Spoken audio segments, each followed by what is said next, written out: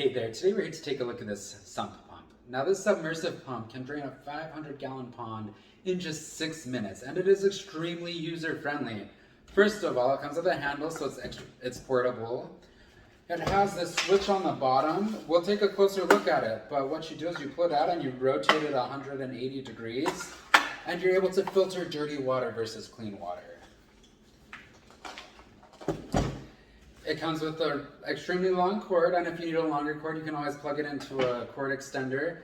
And then it has this floaty bobber that, if it's underwater, it will read that it's underwater, and it'll continue to pump. Once it's down flat, it shows that it's no longer underwater, that there's no water in the vicinity, and so it will stop pumping. So if you forget about it, it has that built-in mechanism to be able to stop pumping so it doesn't burn it out. And as the water rises again, this will go back up and the pump will start pumping all over again. If you put the float switch on lock in the sump pump, the pump will continually pump. So if there's no longer any water, you're going to want to make sure you turn it off right away so it doesn't burn out the engine.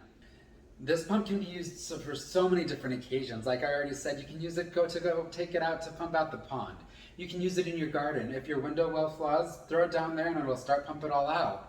If you have a flood in your basement, you can use it for that as well. You can find so many different uses for this sump pump. So I've told you a little bit about it. Let's go show you how it works and show you those closer features. So here's a close-up look at that. So all you have to do to change it from clean water to dirty water is pull this out, rotate it 180 degrees, it pops in. Right here is the arrow, so that says what you're pumping. Right now it's on clean water. Let's pull it out and rotate it one more time to the dirty water. So we have the sump pumping water.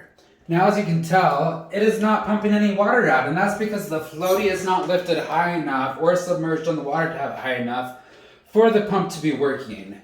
So when you want it to run off of the pump, you're able to have it working just when the floaty is floating high enough. If you want to have the pump working without the water being high enough for this to be floating that high, all you have to do is lift it up, and it starts pumping right away.